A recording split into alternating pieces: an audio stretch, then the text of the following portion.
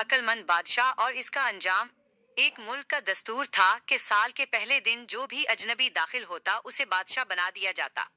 وہ 1 سال تک اس ملک کا بادشاہ رہتا، لیکن سال مکمل ہوتے ہی اسے ایک اندھیرے جنگل میں چھوڑ دیا جاتا تھا۔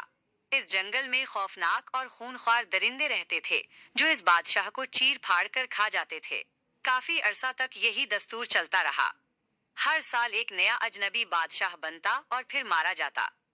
ایک دن ایک بہت سمجھدار شخص اس ملک میں داخل ہوا۔ لوگوں نے اسے پکڑ کر بادشاہ بنا دیا۔ اس نے حیران ہو کر لوگوں سے پوچھا، مجھے بادشاہ کیوں بنایا جا رہا ہے؟ لوگوں نے جواب دیا، یہ ہمارا پرانا رواج ہے، جو بھی اجنبی آئے وہ 1 سال بادشاہ بنتا ہے۔ پھر اس نے پوچھا، 1 سال کے بعد میرے ساتھ کیا ہوگا؟ لوگوں نے بتایا، آپ کو جنگل میں چھوڑ دیا جائے گا جہاں درندے آپ کو ختم کر دیں گے۔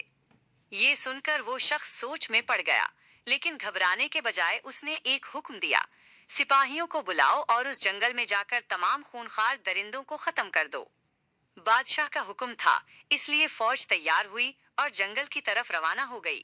کچھ دن بعد سپاہی واپس آئے اور بتایا کہ جنگل کے تمام درندے ختم کر دیے گئے ہیں۔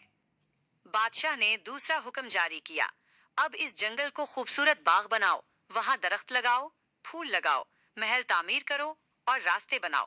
سپاہیوں نے دوبارہ کام شروع کیا اور کچھ عرصے میں خوفناک جنگل ایک خوبصورت باغ بن گیا۔ پھر بادشاہ نے کہا، محل تک جانے کے لیے سرخ قالین بچھاؤ تاکہ سفر آسان ہو۔ یہ حکم بھی پورا کر دیا گیا۔ اب وہ خوفناک جگہ ایک شاہی باغ بن چکا تھا۔ دوسری طرف بادشاہ اپنی حکومت بہترین طریقے سے چلاتا رہا۔ دیکھتے ہی دیکھتے 1 سال مکمل ہو گیا۔ بادشاہ نے خود کہا، اب مجھے وعدے کے مطابق اسی باغ میں چھوڑ آؤ۔ لوگ حیران تھے کہ یہ کیسا بادشاہ ہے جو جانے سے بالکل نہیں ڈرتا۔ وزیروں نے کہا، یہ سب سے عقل مند بادشاہ ہے، اس نے اپنی اگلی منزل سنوار لی۔ سب لوگوں نے مل کر فیصلہ کیا، ہمیں ایسا ہی سمجھدار بادشاہ چاہیے، ہم آپ کو جانے نہیں دیں گے۔ آپ ہی ہمارے ہمیشہ کے بادشاہ رہیں گے۔ اخلاقی سبق: دنیا کی زندگی صرف چند دن کی ہے، اصل زندگی آخرت ہے۔